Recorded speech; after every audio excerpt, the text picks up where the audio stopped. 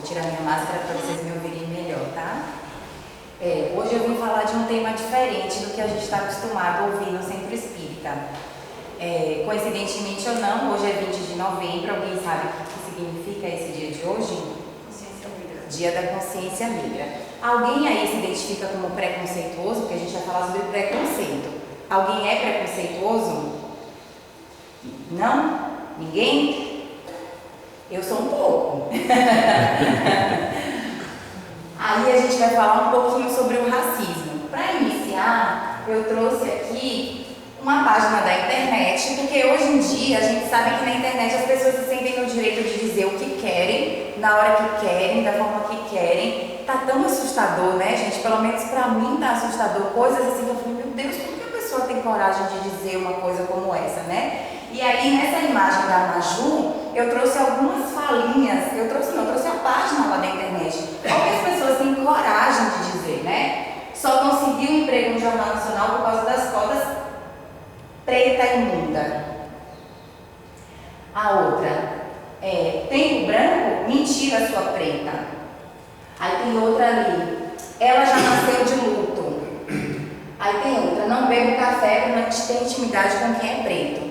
Aí a gente vai falar assim, mas Andréa, eu jamais faria uma coisa como essa, eu jamais agrediria uma pessoa, nem pessoalmente, nem na internet. Só que a gente tem dentro de nós, o preconceito está tão arraigado. Nós temos no nosso país um racismo estrutural. O que é isso? Está dentro das nossas instituições, está dentro do nosso dia a dia e a gente não percebe. Porque eu posso não falar que o preto, ele é preto imundo, eu posso não achar que aquela pessoa é indigna, eu posso não falar. Mas alguém já ouviu falar frases como essas aqui, por exemplo, ó. Ele é um negro de traços finos, ele é um preto bonito, é um negro bonito. Ninguém fala assim, fulano é um branco, a Roseli é uma branca bonita. Ninguém fala isso. Mas já ouviram falar, ou vocês já se pegaram falando assim, ai, fulano é um negro tão bonito, ela é uma negra bonita. É comum. Esses dias eu estava ouvindo na internet uma entrevista de uma mulher falando sobre isso e ela, acho que sem querer, ela falou, ai, era um negro tão bonito. Por que precisa dizer isso, né? O meu tio, eu tenho um tio que ele falou assim, Barack Obama, apesar de ser negro, foi um ótimo presidente. Por que o apesar de ser negro? Porque isso está dentro de nós. Eu mesma, quem já me viu aqui em outras situações antes da pandemia, eu usava o cabelo alisado. Desde quando eu era criança. E eu tenho uma menina que nasceu de pele branca, mas com cabelo cacheado. E quando ela era pequenininha, eu falava, filha, seu cabelo é lindo. E ela ia na escola, todas as amiguinhas tinham cabelo liso. E o que ela dizia? Mamãe, quando eu crescer, eu quero um cabelo liso e azul. E eu falava, não, seu cabelo é lindo. Eu comecei a comprar produtos para o tipo de cabelo dela, para que ela fosse amando o cabelo dela. Mas olha como era contraditório. Eu dizia, ame o seu, e eu não amava o meu. Porque o dela era cacheadinho e o meu era alisado. Por quê? Porque desde uns 5, 6 anos a minha mãe começou a alisar. Por quê? Por conta desse preconceito que eu disse que está dentro de nós. Porque para a minha mãe, o cabelo cacheado é um cabelo que não está arrumado. É tanto que agora na pandemia eu decidi fazer a transição capilar e a minha mãe junto comigo também. Nós fizemos e ela desistiu. Ela falou, ai, não, Andréa, eu não consigo, não me vejo com esse cabelo. Foi lá e alisou de novo. Porque qual é a ideia que o negro tem? Qual é a ideia que é passada? Que a gente não está arrumado o suficiente se o nosso cabelo não está alisado, que o nosso cabelo não é bonito, que o nosso cabelo é ruim. Então, por isso que eu disse para vocês, quando eu perguntei se alguém que era preconceituoso, todo mundo disse que não. Eu falei, eu sou. Por quê? Porque para mim foi uma luta assumir o meu cabelo como ele é. Por quê? Porque eu tinha essa ideia dentro de mim que o meu cabelo não era bonito, que o meu cabelo não é um cabelo arrumado. Então, qual era assim? O que eu fazia? Desde pequena eu cresci com esse cabelo alisado e era a ideia como eu me olhava no espelho e me achava bonita só se eu tivesse aquele cabelo. Então, durante a transição, como eu não sabia, durante a pandemia, como a gente estava trabalhando de casa, teoricamente não precisava estar arrumado, porque nesse período da transição nosso cabelo fica metade liso, metade cacheado e realmente não fica arrumado. Então, eu fiquei ali, como estava mais em casa, fui até que eu me assumi e falei, meu Deus, eu tenho um cabelo cheio, eu nem sabia que meu cabelo era era cheio, porque quando ela era levantada era bem pouquinho, né? Aí eu falei, meu Deus, eu nem sabia, para falar a verdade, gente, como era o meu cabelo, porque eu cresci com ele daquele jeito, né? E aí eu tive que lidar com esse preconceito dentro de casa, porque a minha própria mãe, a princípio, não aceitou. Falou, ai não gosta, né? E ela mesma voltou. Então, o preconceito está dentro de nós. E por que é importante a gente falar sobre isso? Porque a gente precisa acabar com isso, gente. Nós somos espíritos, nós somos todos iguais. Então, o que vai importar? É o meu caráter, não é a cor da minha pele, não é o meu cabelo, né? Mas a gente ensina isso desde criança nas escolas, né? Para os nossos filhos. Se a gente não acabar com isso, esses dias eu vi um videozinho na internet de um menininho falando assim para a mãe: mamãe, o menino tinha uns 4, 5 anos. Mamãe, algum dia eu vou ser branco? Chorando. E a mãe escreveu assim na legenda, que ele estava dizendo se ele algum dia ia ser branco. Ele estava perguntando para ela porque as crianças na escola chamavam ele de cocô. Isso é muito triste, né, gente? Assim, a gente saber que existe isso ainda nos dias de hoje, em pleno século XXI, 2022, a gente ainda vive situações como essa.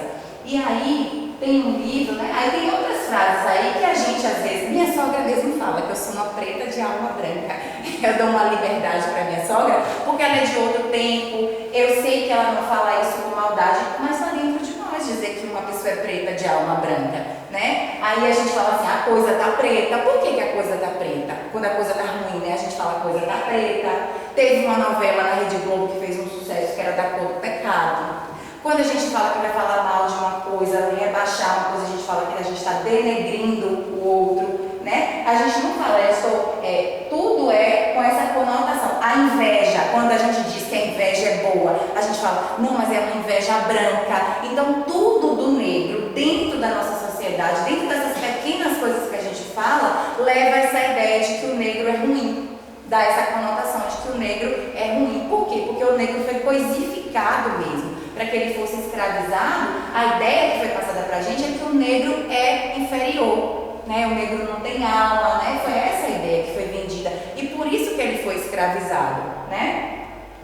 E aí tem esse livro da Djamila Ribeiro, gente, adquiram, quem tem filhos, quem tem netos. Eu comprei ele com a minha filha durante a pandemia e ela esclarece muito o nosso olhar. A Djamila é uma filósofa, né, negra, ela é ativista negra e ela fala dessas pequenas coisas que acontecem, né? E ela diz assim, ó, a população negra é a maior população, a gente tem 56% de negros no Brasil, então a gente é a maior população negra fora da África.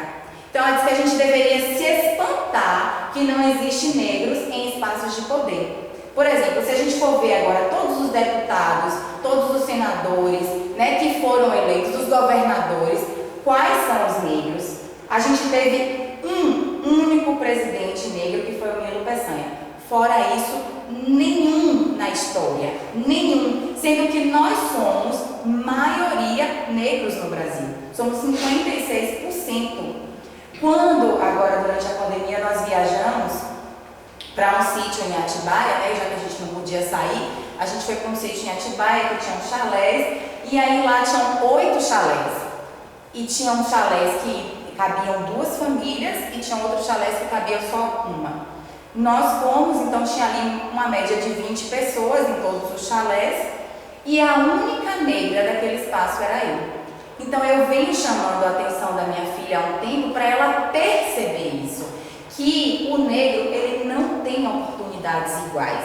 A gente precisa abrir o nosso olhar para isso, para que a gente possa modificar essa situação. Eu falei, tá vendo, filha? Nós todos estamos aqui, todas essas famílias, e a mamãe é a única negra. Por quê? Porque o negro não tem condições de passear. Não é todo negro que tem condições de passear. Quando você vai num restaurante que tem um poder aquisitivo ali, das pessoas um poder aquisitivo maior, a gente vê o negro só nas condições de garçom, de frentista, né, de manobrista. Isso não é comum, gente. A gente não pode naturalizar isso. É isso que a Djamila fala. Quem tem filho aqui em escola particular, a gente precisa começar a se questionar quantos professores negros tem nessa escola. Sabe por quê? Porque os pais, que têm um poder aquisitivo maior, ele não quer que o filho tenha uma professora negra. Por mais, isso quer dizer o quê? Que o negro não tem qualidade, que o negro não tem estudo, que o negro não pode competir de igual para igual, né? Eu tenho uma amiga que trabalha num espaço, né, de estágio, e ela disse que tinha uma menina negra que era ótima, uma estudante ótima, assim, super qualificada. Ela mandava a menina para as vagas de estágio e a menina nunca era contratada. Tinham outros que não tinham tanta qualidade como ela e eram contratados logo, mas ela não tinha se dado conta do porquê. Até um dia que despertou o olhar dela, ela falou, ela não está sendo contratada porque ela é negra, vai com outro grupinho de meninas brancas e ela não é contratada. Então ela fez um bem bolado, mandou só meninos e mandou a menina no meio, e aí nesse dia a menina foi contratada. Porque entre um negro qualificado e uma pessoa branca não tão qualificada, muitas vezes quem fica com a vaga é a pessoa branca. E é isso que a Djamila fala pra gente. Se a gente é maioria negra, a gente precisa pensar no meu trabalho, nas posições de destaque, quem que chega lá, né? Quem é que é o coordenador, quem que é o presidente, né? A gente não está aqui debatendo a capacidade. Não, olha, André, aquela pessoa lá é branca, mas ela é super capaz. Certo, mas existe um negro também super capaz no meu trabalho que ele não chega lá. Então a gente precisa começar a abrir o nosso olhar. Primeiro a gente precisa abrir o nosso olhar, porque eu sinceramente, embora seja negra, embora tenha vivido uma vida toda, nunca sofri preconceitos diretos, mas eu não tinha um olhar aberto também para isso. Depois da pandemia comecei a ler sobre isso e eu descobri, por exemplo, nessas leituras, que as mulheres negras, 50% das mulheres negras não se casam. Eles chamam de celibato indefinido. Aí elas não se casam porque elas são as últimas a serem escolhidas. Né? Então a gente precisa abrir o nosso olhar para isso, para que a gente possa modificar as nossas ações, as ações dos nossos filhos, as ações dos nossos netos, né? Para que isso possa ir mudando, para que a gente não naturalize isso, porque a gente naturaliza. A gente vive aí, por exemplo, eu nunca questionei quantas professoras negras tem na escola da minha filha, até antes disso, nunca parei para pensar. Eu pensava o seguinte, na escola dela quase não tem negros. Eu falava, tá vendo, filha, não tem negros na sua escola, quase não tem outras crianças. E a Júlia, como eu falei da questão do cabelo, ela tem um cabelo cacheado, assim, bem volumoso, bonito. E ela, como eu fiz ela gostar desse cabelo dela, ela gosta, ela usa solto. Então ela ia para a escola de cabelo solto. E tinha uma menininha negra na outra sala que nunca tinha usado cabelo solto. E a partir do momento em que ela viu uma representatividade na Júlia, aí uma professora depois chamou e falou, André, você já percebeu que a Laís agora usa o cabelinho solto? Então, dali em diante, a menina começou a soltar o cabelo dela, porque até então ela não tinha uma representatividade, ela não tinha com quem ela se espelhar. Então, ela andava com o cabelinho dela sempre preso. Quando ela viu uma amiguinha que também tinha um cabelo cacheado e que usava o cabelo solto, independente do cabelo subir, descer, ficar cheio, a menina começou a usar o cabelo solto também. Então, isso é tão importante para que a gente possa, né, mudar. Então, a Djamila fala, portanto, uma pessoa branca deve pensar o seu lugar de modo a entender que os privilégios que acompanham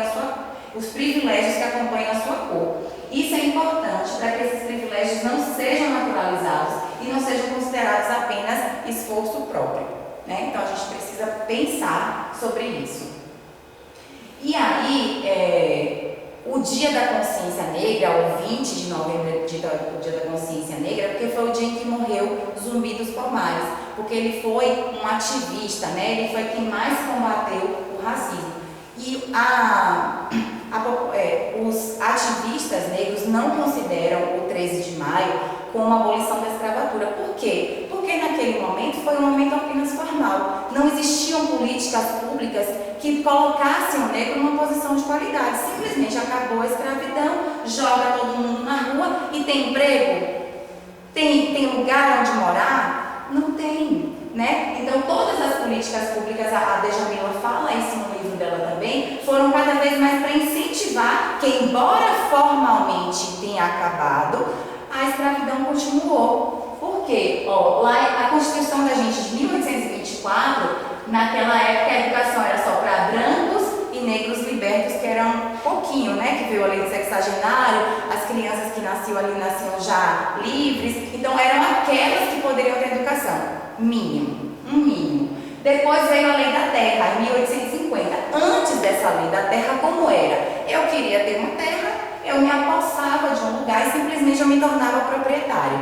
A partir de 1850, não. A pessoa tinha que comprar aquela propriedade. 1850, quem podia, gente, comprar uma propriedade? Só pessoas brancas. Os negros nem estavam libertos ainda, né? Então, eles nem poderiam comprar uma propriedade. Aí, depois da libertação, né, da libertação da escravatura formal, em 1841, muitos aqui viveram isso, né, a lei da vadiagem, né, seu Luiz? Não podia sair na rua sem a carteira de trabalho, porque senão seria preso, né? Então, quem é que não tinha um emprego e quem é que era pego na rua sem um emprego e era levado preso?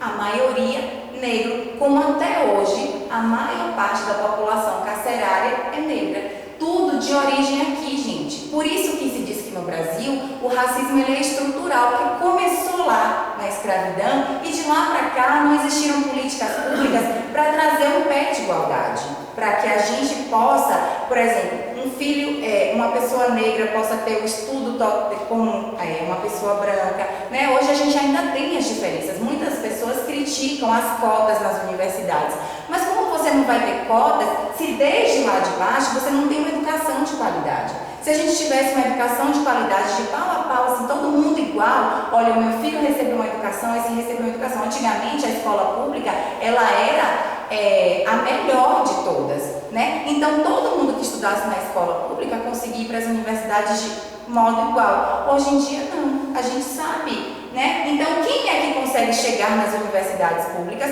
Aquela criança que estudou desde cedo numa escola particular e é ela que consegue as melhores notas, não é nem ela que consegue passar nos vestibulares melhores, né? Isso é estatístico, não é uma coisa, Andréa, você é negra, você está dizendo isso. Não, gente, é estatística. Tudo isso é estatística, está lá, está comprovado. Então, a política de cotas resolve? Não resolve. Não resolve. Mas ela dá espaço àquele negro que estuda, que consegue, que batalha, chega lá onde o outro também chegou. Né? E aí, essa lei da vadiagem, eu também nunca tinha pensado sobre isso. Eu sabia sobre essa lei, eu sabia que existia isso, mas nunca tinha pensado com relação ao negro. Eu sabia que, né, antigamente tinha essa questão de que você tinha que estar com CTPS na mão, você tinha que ter um contrato de trabalho, senão você não era levado preso. Mas quando a gente associou isso à questão do negro, né, a gente sabe que naquela época a maior parte que era levado preso eram os negros. E quando eu fiz essa palestra aqui também lá na Herculano Pires, o Valdir pediu a palavra no meio da palestra. Ele falou que quando ele era jovem, sempre ele estava num grupo assim, sempre ficava na rua, no mesmo grupinho, e às vezes vinha a polícia e interceptava eles. Mas ele é branco, vocês conhecem o Valdir que ele vem aqui, ele é branco, do olhinho claro. Ele falou que a polícia falava, você não, mas sempre ia no colega dele que era negro, para pedir a identidade, para pedir a carteira, né? Então isso que acontece até hoje. Eu tenho uma moça que trabalha comigo, que ela é negra retinta. Ela falou, André, eu morro de medo enquanto os meus filhos não chegam à noite em casa, porque a gente sabe que a polícia para mesmo quem é negro, né? A gente tem isso, é nosso, né? É estrutural. E aí, nós temos uma estatística de que 6 milhões de mulheres negras trabalham como empregadas domésticas.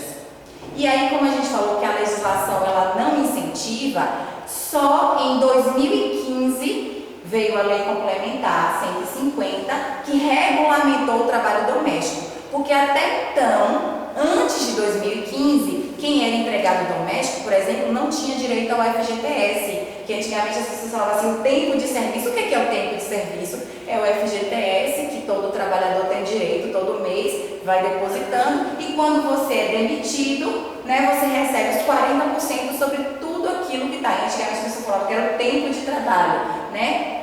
O doméstico não tinha direito. Se o empregador quisesse, ele poderia depositar o FGTS do empregado doméstico. Se ele quisesse, era facultativo até 2015. Então, por isso, 1888 acabou a escravidão, mas a negra continua trabalhando como empregada doméstica e até 2015 ela não tinha direitos iguais com outros trabalhadores. Ela não tinha direito por exemplo, ao FGTS, né? Então isso é algo para a gente também pensar. E aí a Djamila fala assim, ó, não basta a gente não ser racista. Fala, André, eu não sou racista. Então ela falou, a gente precisa ser antirracista. E o que é ser antirracista? É fazer isso que eu estou falando. A partir de hoje, quem não faz ainda, a partir de amanhã, começar a pensar nesse ambiente que a gente vive, como é que a gente vive, quais são os direitos, a escola do meu filho, do meu neto, a gente começar a pensar sobre essas coisas, conversar mais sobre isso nas nossas casas, nos nossos lares, né? E aí, na Revista Espírita de 1858, o que Kardec põe lá? Não basta não fazer o mal. É preciso ainda que se faça o bem. Porque ele diz assim, ó, não fazer o bem já é fazer o mal. Então, se eu fico calada, se eu naturalizo essas situações, eu já estou fazendo um mal. E aí, a doutrina espírita está tão à frente de tudo, desse mundo nosso, que embora a escravidão tenha acabado formalmente em 1888, em 1857, quando o Livro dos Espíritos foi lançado, tem um capítulo lá sobre a escravidão no Livro dos Espíritos, né? E na questão 829, Kardec perguntou assim aos Espíritos: haverá homens que por sua natureza estejam destinados a ser propriedade de outros? Porque se a ideia era que o negro não tinha alma, ele poderia ser escravizado, né? Então, Kardec perguntou isso aos espíritos. E olha a resposta: é contrária à lei de Deus toda a sujeição absoluta de um homem a outro. A escravidão é um abuso da força. Desaparecerá com o progresso, como gradativamente desaparecerão todos os abusos. Então, nessa época que o Livro dos Espíritos foi lançado, 34 anos antes de acabar a escravidão. Então, olha como a gente estava avançado. E aí, Kardec também pergunta assim aos espíritos: mas aquele dono de escravos que cuida bem dos seus escravos, que não maltrata, que não bate? Aí a resposta dos espíritos é assim: também tem pessoas que cuidam bem dos seus cavalos e dos seus bois. Né? Então, não existe justificativa para sujeitar um homem sobre o outro. Então a gente fala, não, mas hoje em dia, Andréa, eu já não faço mais isso, já não existe mais a escravidão. Certo, mas quantos casos a gente vê na mídia de trabalhos análogos à da escravidão? Pessoas que são trancafiadas nas casas, né, que vão trabalhar, geralmente pessoas do Nordeste, meninas que são trazidas novas do Nordeste com 18, 17 anos para trabalhar nas casas. Aí chega aqui, geralmente vem do Nordeste para o Sudeste, né? Chega aqui, são deixadas dentro de casa, a pessoa fala, não, fulana é da família, ela é da nossa família.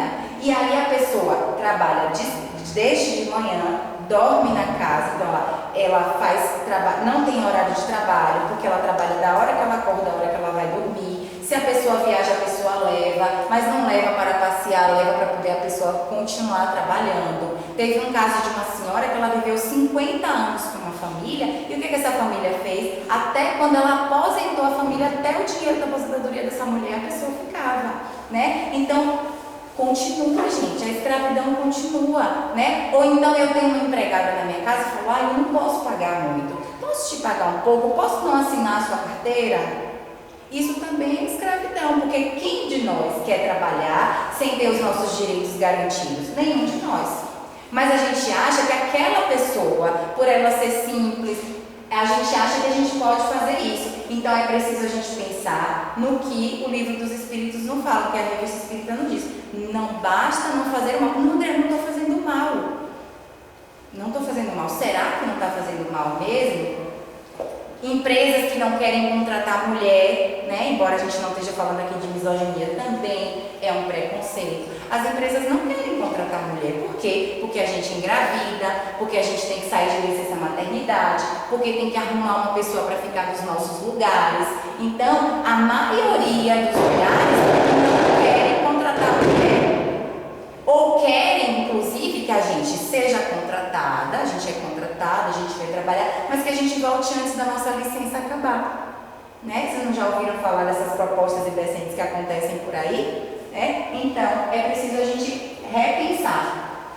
E aí, na Revista Espírita de 1861, Kardec põe assim, ó, o Espiritismo restituindo ao espírito o seu verdadeiro papel na criação, constatando a superioridade da inteligência sobre a matéria. O que importa, gente, é o caráter, é o que eu sou enquanto espírito, né? Apaga naturalmente todas as distinções estabelecidas entre os homens segundo as vantagens corpóreas e mundanas, sobre as quais o orgulho fundou as castas e os estúpidos preconceitos de cor. Esse preconceito da cor da nossa pele, do nosso cabelo, da nossa condição social, se eu sou rico, se eu sou pobre, se isso é melhor, se isso é pior, foi fruto do nosso orgulho.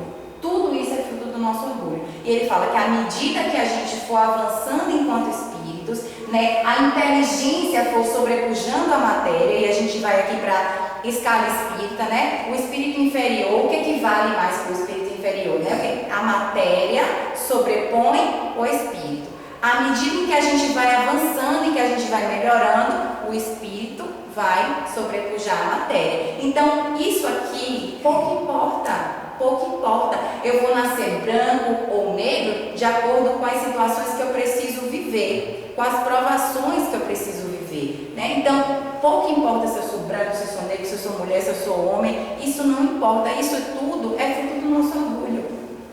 E aí a gente tem que acabar com todo e qualquer sentimentozinho. E aí a gente precisa ser verdadeiro, falar, ai André, eu realmente tenho lá um preconceitozinho dentro de mim. Então trabalha. Não precisa dizer para ninguém, trabalha dentro de você. Se ainda existe algum sinal desse dentro de nós, a gente precisa trabalhar. E aí, não só o racismo, a gente trouxe também um pouquinho para a gente falar sobre a transfobia e sobre a homofobia. Por quê? Porque o Brasil é o segundo país que mais mata pessoas trans. E o que é, né, a transfobia? O que é a homofobia? A gente tem pessoas que é chamado cisgênero. O que é o cisgênero? É quando eu nasci num gênero que eu me identifico. O físico, o meu sexo físico, nasci mulher, e psicologicamente eu também me identifico como mulher. Então eu sou classificada como cisgênero. Eu nasci homem, me identifico como homem. Isso é o cisgênero. E o transgênero, o que é? É quando eu nasci com o sexo biológico e eu não me identifico com esse sexo biológico. Por exemplo, nasci menina, mas não me identifico como menina. Então, pessoas são mortas porque elas não se identificam com o sexo que elas nasceram. Isso é um absurdo, gente. Né? A gente é o país que mais mata. Então, assim, a gente é dito como Brasil, coração do mundo, pátria do evangelho, e a gente mata? A gente mata porque a pessoa não se identifica com o sexo que ela nasceu? Não casa isso, né? Não casa isso, né? Então, existe a orientação sexual, que é com quem a pessoa se identifica, se ela é heterossexual, se ela é homossexual, né? Então, existe aí os preconceitos, que é a homofobia, quando eu não gosto, quando eu tenho algeriza, né? Porque uma pessoa escolheu se relacionar com uma pessoa do mesmo sexo. Um homem com um homem, uma mulher com uma mulher. E a transfobia é quando eu não consigo lidar que a pessoa nasceu com um sexo físico, mas que psicologicamente ela não se identifica. Aí as pessoas batem, as pessoas matam, né? E aí eu peguei uma fala do Leandro Carnal. Quem tiver interesse, o Leandro Carnal tem uma série no YouTube que fala sobre preconceitos. Tem quatro séries, né? Uma ele fala sobre o racismo, uma ele fala sobre a misoginia, né? Que é essa algeriza a mulher. E o outro ele fala sobre a transfobia e a homofobia. E uma ele fala sobre preconceitos em geral, né? Que é a introdução. Então quem tiver interesse põe lá. E aí eu peguei uma fala do Leandro Carnal que me chamou muita atenção. Por quê? Porque o Leandro Carnal ele é ateu, né? E ele é materialista. E aí eu trouxe essa fala dele para a gente justamente rebater com a ideia espiritualista que nós temos, né? Com a ideia espírita. E aí ele diz assim, ó, existem pessoas cisgênero, que é o que eu falei, né? Que identifica, nasceu mulher, se identifica como mulher, nasceu homem, se identifica como homem. E também pessoas transgêneros, isso é uma realidade. Não temos certeza da sua origem. A Há crianças que desde muito cedo, 4, 5 e 6 anos, meninos que desejam usar roupas de meninas e ter hábitos que a nossa cultura associa ao feminino, né? Então, olha como é difícil falar, Andréa, por que você está falando disso no centro espírita? Isso é importante para a gente? É, porque eu faço parte de 2 centros lá em Guarulhos, né? Do Herculano Pires e do Jesus é o Caminho. No Jesus é o Caminho eu trabalho com a infância e eu fico com os pais. E lá o trabalho nosso, como funciona de vocês aqui, né? Só que lá a gente fica, enquanto as crianças estão nas salinhas por idade, a gente trabalha o livro dos espíritos e a gente tem 4 encontros durante o ano que a gente abre, as crianças escolhem os seus próprios assuntos, o que elas têm curiosidade de saber no espiritismo, e os pais também escolhem. Então eu fico com um grupo de pais enquanto as crianças ficam nas salas. E aí um dia desses, um dos pais escolheu esse tema, né?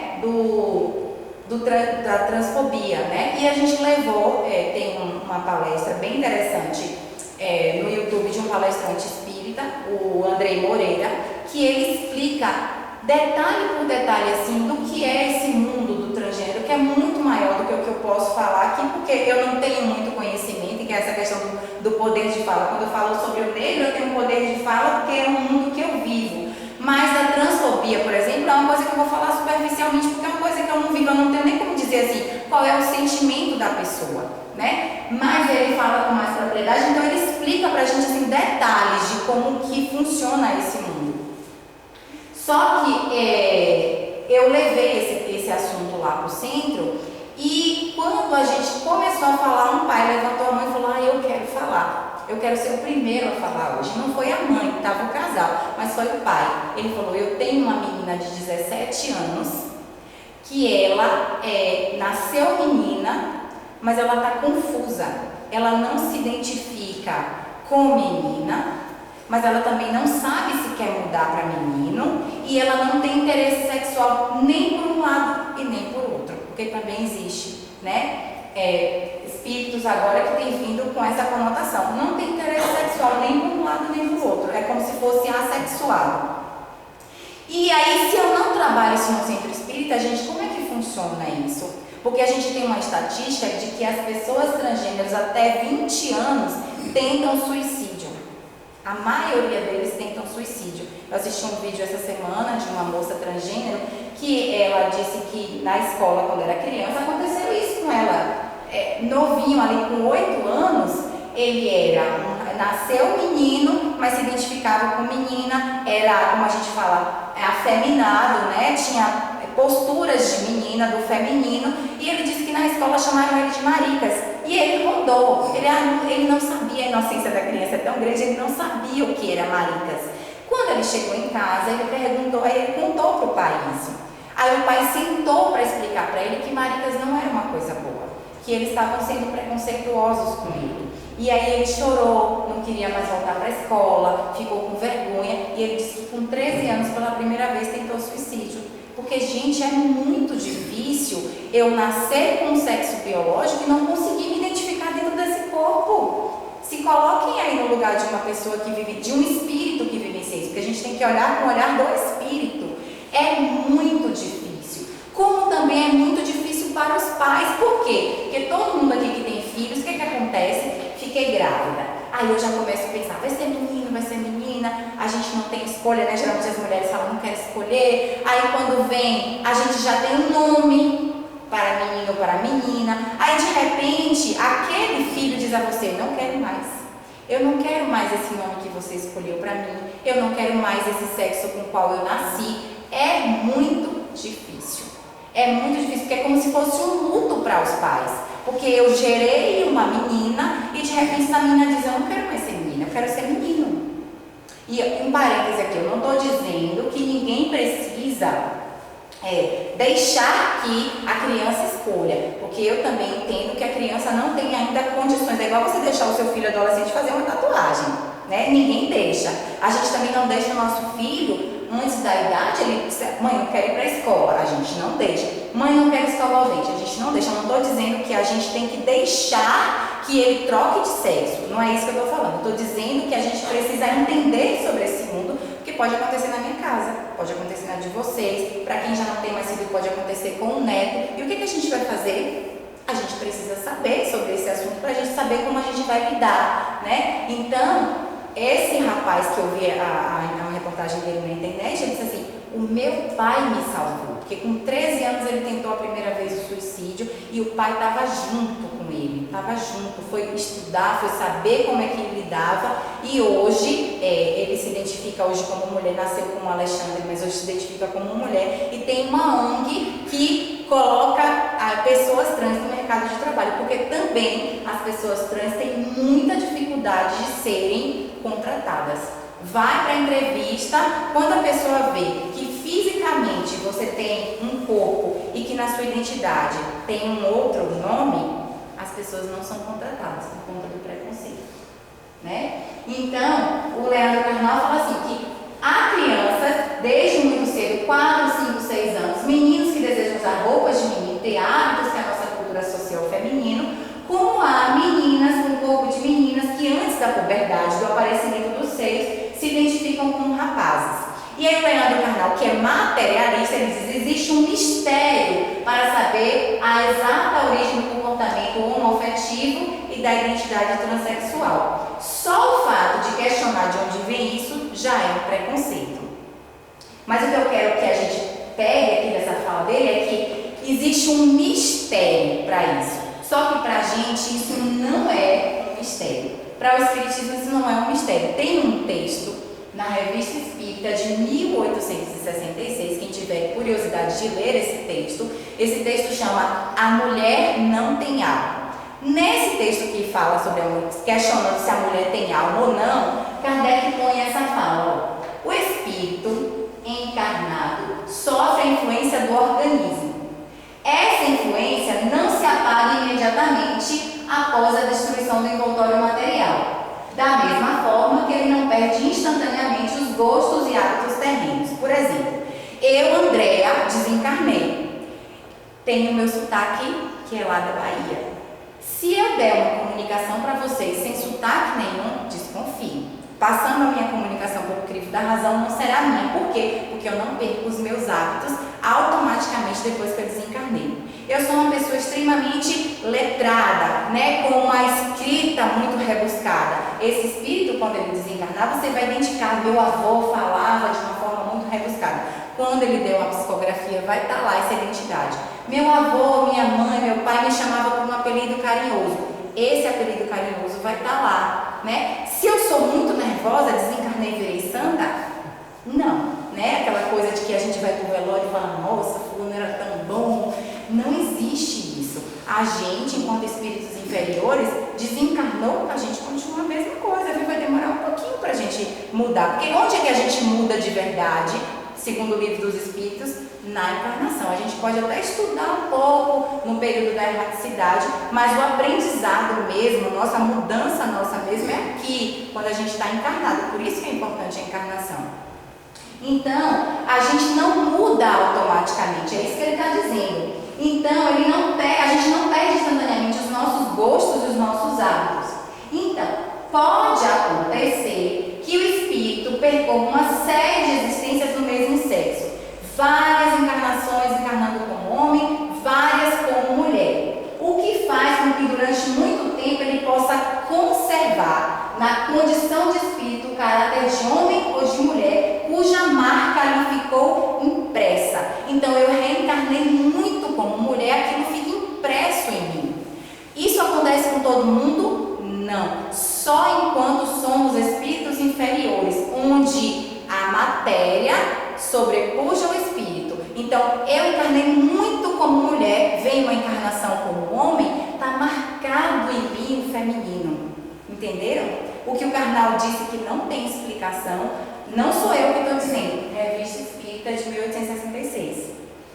Reencarnei muito como homem, na próxima encarnação vim como mulher, a marca do masculino está em mim. Já viram mulheres que são muito danadas, falam: meu Deus, parece mais um homem do que o homem, né? Então, é aqui que está a resposta, gente. E aí ele diz assim, ó: somente quando chegar a um certo grau de adiantamento, de desmaterialização é que a influência da matéria se apaga completamente e com ela o caráter do sexo. Ou seja, quando eu me torno espírito puro, escala espírita, né? Espírito inferior, a matéria, o organismo fala mais alto. Espírito superior, para ele, tanto faz encarnar como homem como mulher, porque ele diz aqui, ó, a influência da matéria se apaga completamente. Já não há mais sentido. Aliás, eles nem precisam mais reencarnar. Mas enquanto a gente é inferior, ele diz assim, pode acontecer que eu reencarnei muito como mulher e aquilo fica marcado em mim, certo? Seguindo na revista espírita aqui, continuando o texto, ele fala, mudando de sexo, ele poderá, portanto, sobre essa impressão e em sua nova encarnação, conservar os gostos, as inclinações e o caráter do sexo que acaba de deixar. Acabei de deixar o feminino e encarnei como masculino. Eu posso, não acontece com todos, eu posso trazer as características lá do sexo que eu acabei de deixar, certo? Assim se explicam certas anomalias aparentes, porque a pessoa fala, isso é uma aberração. Kardec chama de anomalias aparentes, porque isso não é uma anomalia, gente, isso é normal, é natural da nossa condição de espíritos, notadas no caráter de certos homens e de certas mulheres. Tá tudo, gente, no Espiritismo, tá tudo explicado. E aí, questão 200 do Livro dos Espíritos. Tem sexo os espíritos? E a resposta é, não como entendeis, pois que o sexo depende do organismo. Há entre eles o amor e a simpatia, mas baseada nas semelhanças dos sentimentos. Nós não temos sexo, espírito não tem sexo. A gente encarna na polaridade feminina ou masculina, porque também foi perguntado para os espíritos, questão 202. Quando errante, que prefere o espírito, encarnar no corpo de um homem ou no corpo de uma mulher? E a resposta é, isso pouco lhe importa. O que guia as escolhas são as provas por que haja de passar. E eu complemento de Kardec. Os espíritos encarnam como homem ou como mulheres porque não têm sexo, visto que eles cumprem progredir em tudo.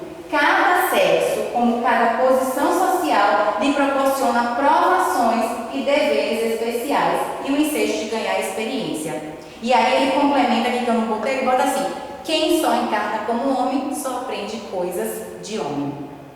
Então por que a gente vai encarnar como homem ou como mulher? Para passar pelas provações que são necessárias ao nosso espírito.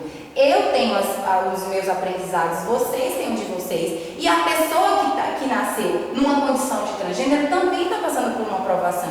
A família dela também está passando por uma provação. E por que isso acontece, Andréa? Pode ser que ele tenha vindo muitas encarnações numa mesma polaridade e ficou gravado, certo? Não há nada de errado, gente. Por exemplo, eu tive o meu pai biológico, que eu sou adotada, meu pai biológico teve 8 filhos com 5 mulheres diferentes. E em épocas assim, ele tinha um filho aqui, aí tinha um filho com a outra, né? Famílias paralelas.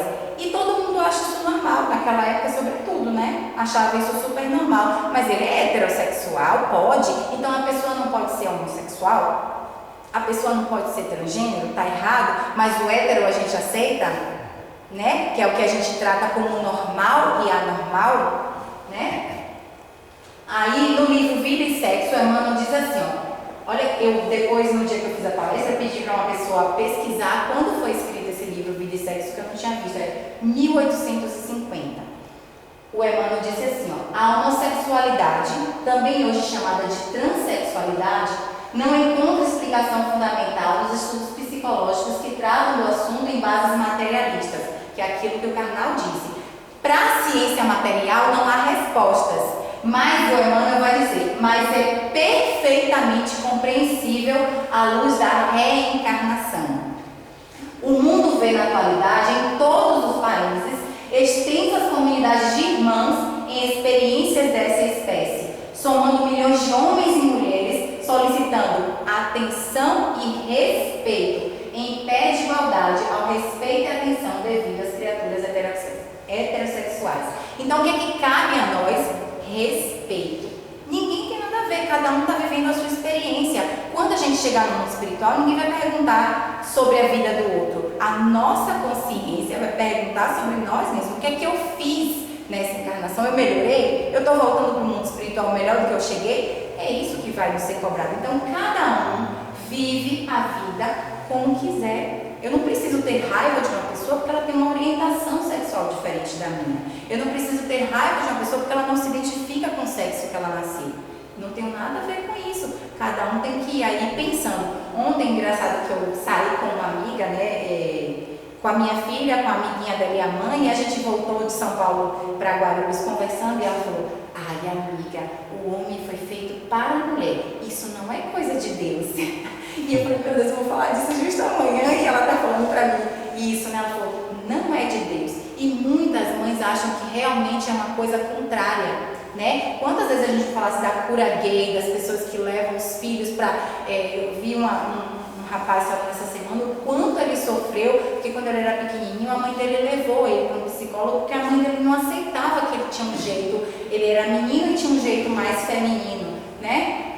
Então a mãe levou, ele falou, o lar, que é onde a gente precisa ser acolhido, ele não foi acolhido, né? A mãe achava que ele tinha que se curar daquilo, porque até um tempo atrás, não lembro se acho que foi em 2002, foi que saiu da Organização Mundial de Saúde, a homossexualidade era tida como uma doença, né, até 2002. Então ele falou, o que a gente precisa?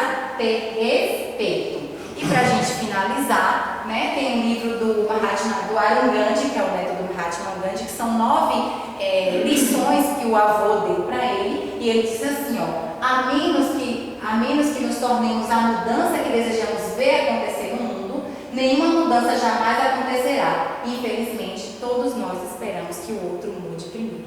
Então, eu espero que essa manhã de hoje faça a gente voltar para os nossos lares com essa reflexão, que a gente seja a mudança que a gente quer nesse mundo aí nosso. Obrigada, gente.